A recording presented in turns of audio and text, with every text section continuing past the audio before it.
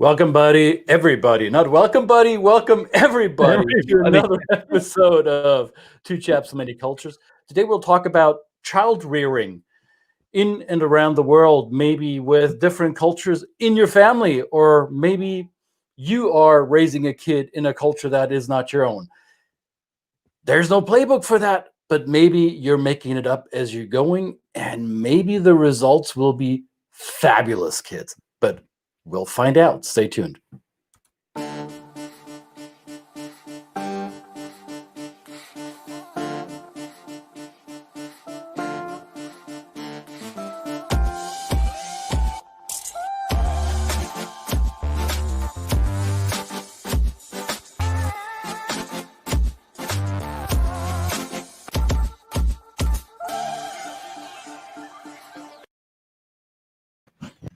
Hello.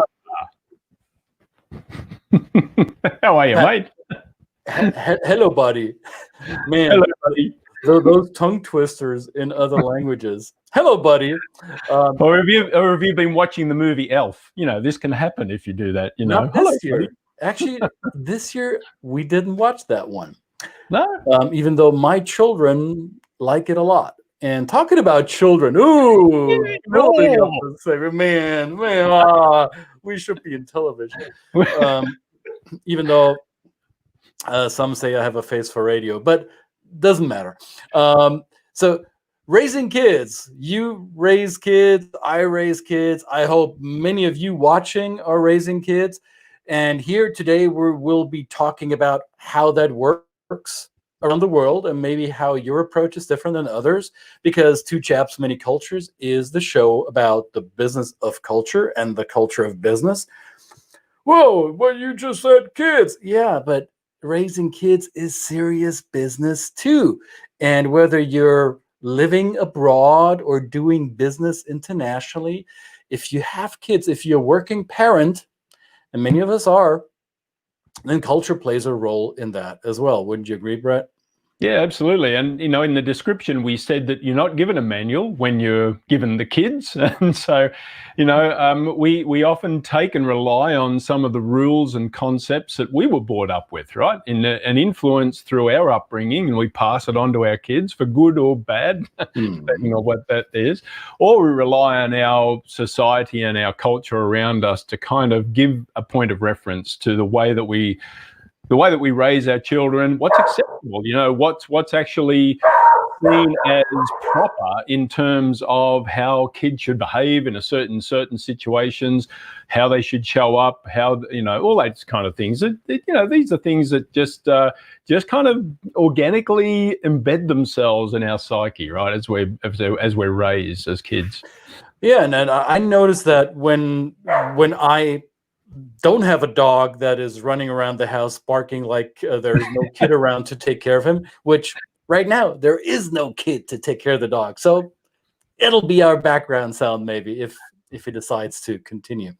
But what I noticed in living abroad is that I have these self-talk, mind chatter responses to when I see other people parent their kids and they don't do it the way I was raised, or I think is the right way or the normal way to parent. And over the years now, and my kids are almost grown, I've learned to tone down my response to that, or recognize that I have a gut knee-jerk reaction to that, and then my mind kicks in and says, yeah, Christian, simmer down. That's how other people parent, maybe not how you parent, but cool it. So now I've learned that there's some cultural aspects to that. But I will agree, and I will commit, not commit. What's the word? I will admit. That's the word. I will admit that sometimes I thought people are not doing it right. Parents aren't doing it right. And I wonder how many of you fell into that trap yourselves when you see other parenting styles and you wonder if that will be effective, right? Yeah. Well, you know, where we see a lot of the varied cultural parenting styles is when we're actually working with clients, and maybe not right now when we're doing a lot of this virtual. People have kind of got their kids aside out of camera, but when you're working with a family, you often have the children there, and you get to witness some of the different styles of parenting when you're working with people from different parts of the world. And I've had stories where I've observed, one that really had an impact on me was working with a family from Nigeria, where they had teenage boys, 3 teenage boys, and these boys were very, very respectful. They presented themselves extremely well dressed for me as a visitor. There was a real definite pall over the expectation of them to be highly respectful. And not that saying any other style is unrespectful, but it is disrespectful, but it was something I observed. And of course, that was something where I thought, well, surely these kids play and they have effusive, moments where they're allowed to kind of express themselves. But right at that moment, I had this visceral response to, let these kids be kids. Right. The parents tended to answer for them. A lot of the time when I was asking them questions and interacting with them, there was this kind of sideways look. What can I say this, Dad? Can I say this, Mum? And so perfectly, great. It may be in that African context, because outside of their culture, they didn't have that wonderful idea that the village is there to also be an authority figure for those children, right? So perhaps I was kind of being presented as that, there are people in this culture. I don't look like the people, the wonderful people that they've got at home, but it's still, when we're in this culture, grown-up people are the boss. They are in charge, and they are part of that. So you need to be respectful. And the other side of it is, going to another household where the kids are just running around and they're screaming and they're jumping on your lap, and that's just as fun too. But when you're trying to actually get down to some serious business, it can be very interruptive. Yeah. And for me, I grew up learning or recognizing that there's adult business and then there is children business. And when adults are doing their serious stuff, children need to be respectful of that and either go to another room, or as long as they stay in the same room, they need to be quiet as long as the adults do their serious stuff. And so that was my normal, right? And as you just described, some in other cultures, it's perfectly okay to have the kids run around while adults have an adult conversation. The kids may seek out the adults' attention, or they may create certain sounds and maybe even noise that you might find distracting, but to their parents, it's not. It's also how much space, not only physical space, but also auditory space, do children occupy in the public arena, right? And how much of that is considered to be appropriate or not appropriate. So loud kids in public, in a restaurant, how they act in a restaurant. Do they run around? Do they mind their manners at the table? Or do they have a different set of manners, or what you consider to be etiquette and manners? All of these are different approaches to parenting, usually based around cultural values and ideas of what is right and what is wrong. Yeah. And I see that Brett already put a word here in our inserts. I hope I'm pronouncing it properly. It's called Friluftsliv, I believe. Friluftsliv, This is the Norwegian word for life in the free air. Free Luft, free air, life. So it's life out in public, out in the open. And in many Scandinavian cultures, not only in Norway, but also in Finland and the Baltics and Sweden, Denmark, even in Germany, Poland, I believe, as well. Let's say, generally speaking, Northern Europe, it's perfectly okay to send your kids out and let them be by themselves, self-governing or self-regulating, not necessarily with parental supervision. Go out there, go in the woods, take that knife, cut down that tree, bring it home. Now, I'm exaggerating, but it's perfectly okay to let the kids run. In Germany, there's this principle of Waldkindergarten. Wald is the German word for forest, and kindergarten, most Americans know what that is. Those of you outside of the English-speaking world, kindergarten is a preschool setting.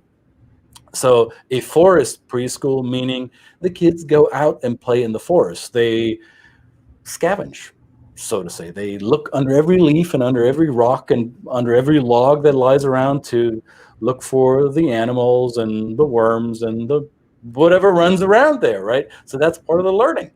Is that something people in North America, especially in the United States, find proper parenting?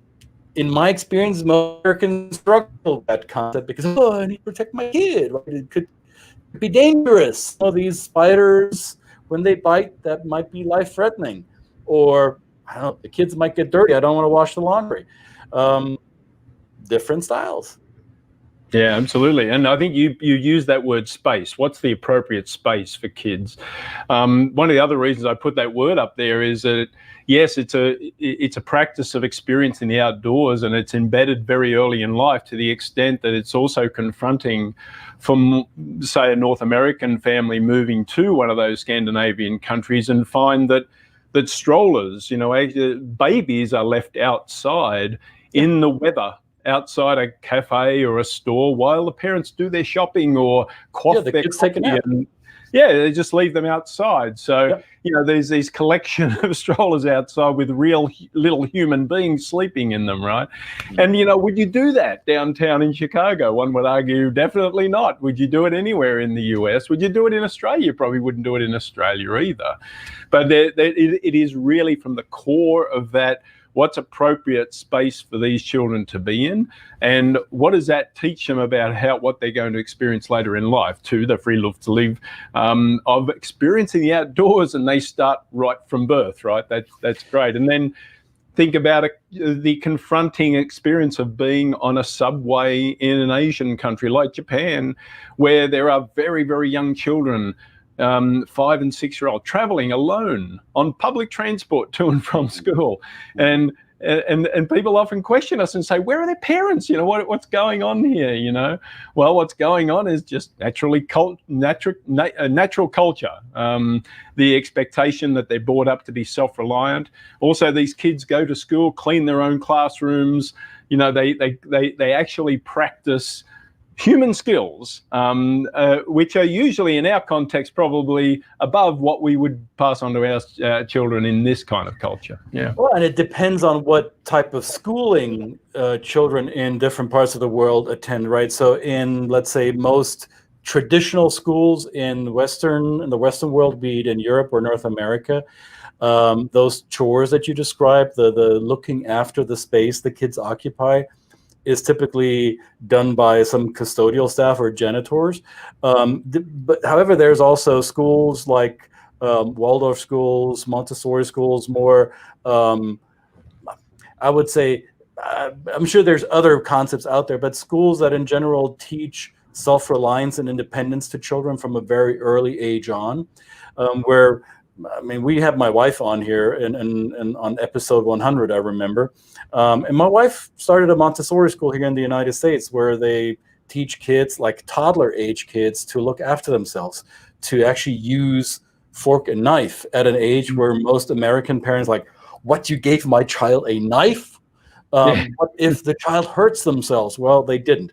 And they also clean up after themselves. They do the dishes, they sort the garbage, there is a learning experience in that. It's very communal. It's checking in with each other. What does my peer do? How does the child a year or 2 years older than me, how do they do it? So it's modeling behaviors for other children, and it's a very different type of education than your traditional preschool or kindergarten. So you might find different parenting styles within one country culture, right? Like you mentioned Japanese subways. Some might argue Japan has a comparatively low crime rate, and this might be easier for parents to give their kids this kind of long leash. However, you go into several other countries around the world. I don't want to just pinpoint on one specific one, but there's many countries where I've seen kids use public transport or participate in traffic independently without adult supervision, right? I think there's the concept of tight and loose cultures that I think we may have touched upon in an earlier episode. And I think tight cultures want to have this kind of control. They want to make sure that rules are enforced, but also that parents have control over their offspring and make sure that they don't act against the rules and get themselves into trouble, and by extension their parents as well. So they won't allow their kids to have that level of independence. And looser culture say, well, let the kid go out there, let them fall on their nose potentially, it won't hurt them too much, but they'll learn a lesson from it, right? So different approaches to that. That's right. That's why you have Band-Aids. That's why you have bandages. They were invented for a reason. And I grew up with the same concept that you've mentioned in Germany. The ability to just kind of head out early in the morning, jump on your bike, go and spend the day with your friends, and as long as you're home before the sun went down, you were fine, right? And I rode my bike to school. I don't know, did you? Yeah, you'd ride your bike to school or walk to school. I mean, certainly we're not going back to, I used to walk up a hill both ways in 10 foot of snow, kind of thing. I certainly didn't do that in Australia. But these are stories, so it becomes folklore in the way that we were brought up, right? And often, just like me, who was brought up in a pretty a society that kind of had its rules and regulations, but I wasn't exposed to outside influences, at least at a young age. But both of us have got children that have traveled extensively, been in different countries. My daughter's been to dozen or more countries, and we've even used these as learning tools, as observing other children in spaces, and shown them what is maybe a juxtaposition between what she is used to here, whether it be schooling, whether it be just normal kind of a practice of behavior in public spaces, and so on and so forth. So we've often used these as learning tools. Why waste travel if you can't learn anything? So it's another aspect that I think as this world goes more global, and we're working with our expats that are moving the whole families, and they're learning this on the job, right? They're not only learning their job on the job, they're not only learning their own social skills on the job, but it is incumbent on us to also use your children, or pass this on to your children and have them observe the differences.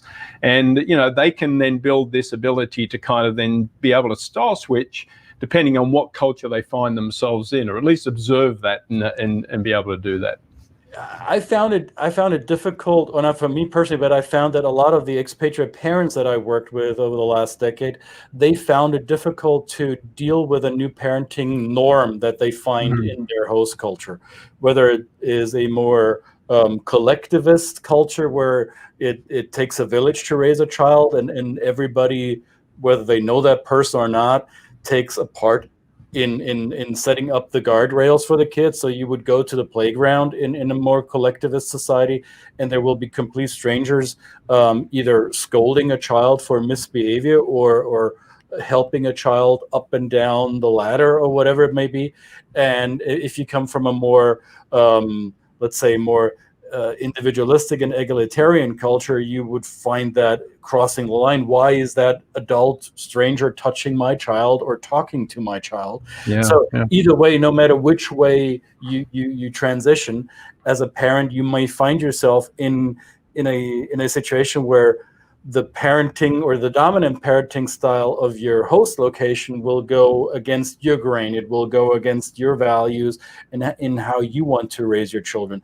And I think expatriates with children have some level of adjustment process ahead of themselves when they do that. And a lot of the questions that I encounter as a coach to expatriates circle around these parenting questions. Yeah. There's that African proverb that says a single hand cannot nurse a child, right? And that brings in some confronting experiences where there are complete strangers as adults that come in and actually feel the need to discipline children that that are not even theirs, right? Right. You can imagine if you're very private and you see that as something that's confronting, you would find that viscerally, offensive. Right. Who are you to tell my children what to do? That's my job. I'm the individual. But in those settings, this is appropriate. This is the way that the other children have expectations. So, which I kind of think is kind of nice. If you're in a whole setting and there's a bunch of adults around, and you know that there's if you're a kid and you know there's a bunch around that are going to point your flaws out to you, you probably would be predisposed to be a little bit more low key on your bad behavior, wouldn't you agree? Perhaps so, yes. And on that point, I remember the first time my parents came to visit us here in the United States, and we went out into public. I don't know, was it a restaurant or playground where my kids played? I don't remember, but there were other kids misbehaving through the lens of my parents.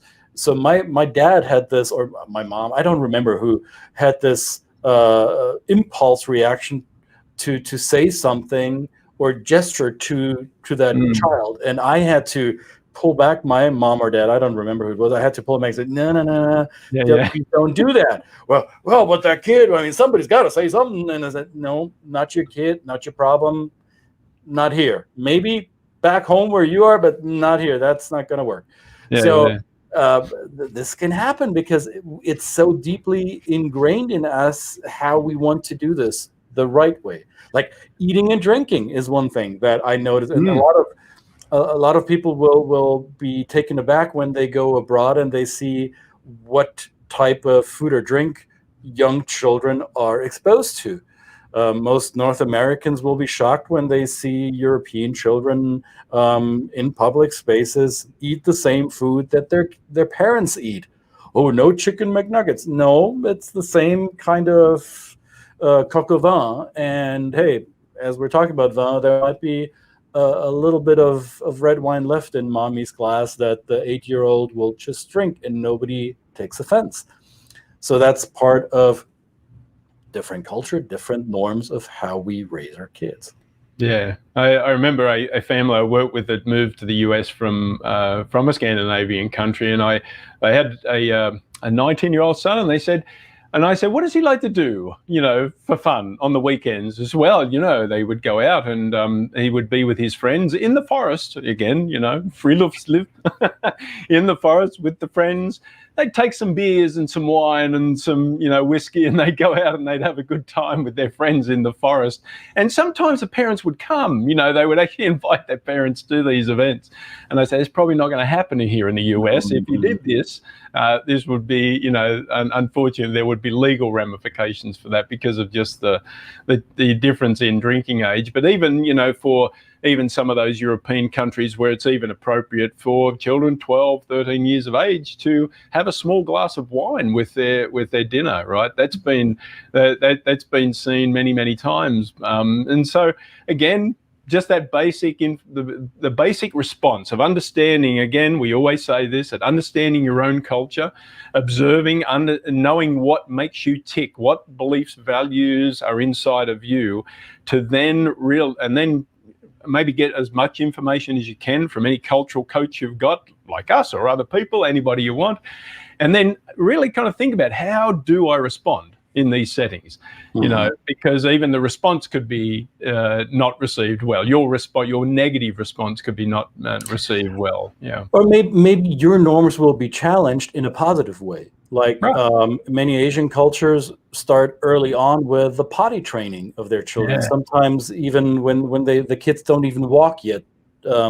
Some Asian cultures, Vietnam, I believe, also in China and Laos and Cambodia, they put their kids on the baby potty very early on, so that the kids learn to be potty trained by the time they can walk or by the time they speak, which is a different level of attachment or detachment that you find in other cultures. And there's been parenting theories about attachment and separation. And I'm not a child psychologist. I don't want to go into these depths, but I think Mm. it's quite telling how much latching onto a parent physically is part of the parenting style, and how much separation and at what age does it happen, right? In many cultures, the detachment begins fairly early on. In many other cultures, the kid is with a parent, mostly the mom, for quite a long time, nursing, breastfeeding into, well, past their toddler years, which in other cultures would be unheard of. They may not even do breastfeeding. And depending on how their work-life balance works out, and how women in the workplace are equal with men, or have reached equality levels with men. So the more women you find in the workplace when they become moms, arguably there's less time breastfeeding, because women want to go back and be independent of that. So there's a detachment that's happening compared to a culture where the women are traditionally have more domestic tasks to fulfill in their societies and their culture, and they tend to attend to the kids much longer at a close physical level. All of these are aspects of child rearing and parenting that inform us at a very early level, at a deep level that is hard to shake initially. But as you observe these other parenting styles, you may find certain aspects actually work for your child as well. I mean, I have 2 daughters. They couldn't be, I mean, they're both female. Okay, that's what they have in common. But other than that, they're quite distinctly different. So what worked for my first daughter certainly didn't work for our second daughter. So maybe you can find some of these challenging experiences of parenting there might be some aspects that work for your parenting style. You might actually be able to adopt those. What are you saying? You didn't get a manual with each of them? No, maybe it did come, but when I unpacked them, I may have tossed it out with the packaging. I don't remember. Absolutely. Well, let us know what your experience is. Let us know what your local experience is, what your cultural influences are, and what you see as the expectations of parenting in your culture and how you've been brought up. We'd love to know, because we're interested, we're curious, and we want to know why. We look at some of the deeper reasons why this might come about. So please, we want to know if your kids are okay. Well, that's right. We want to know if your kids are okay. Well, it's 9 p.m. Where are your children? That's could be. Or as this Welsh band, oh gosh, if I could think of the band, it'll come to me. But the song is, "If you tolerate this, then your children will be next." Who was that? Do you remember? No, I don't. They were from Wales. I will find it and I post it in the comments. Beautiful song. Excellent. All right. Episode 1, 2, 3. Yeah, that was fun to say. Episode 1, 2, 3 in the can, and we'll see you tomorrow. 1, 2, 3. Not yesterday's episode 1, 2, 3, but today's episode 1, 2, 3. Today's episode 1, 2, 3. Because I actually screwed up the number on the image, but that's all right. We've realigned, and it's the holidays, and we're allowed to make mistakes. Again, there's another holiday tomorrow, at least for some of us, and another holiday on Friday. So there's holidays abound. So be back here tomorrow. We'll talk about what some cultures do at the end of the year. So stay tuned. Yeah. And I think by the time we get on air tomorrow, it's already going to be next year somewhere. And so that would be great. We should do that. We should time travel tomorrow. Absolutely. All right. Thanks, guys. See you tomorrow. Bye. See you tomorrow.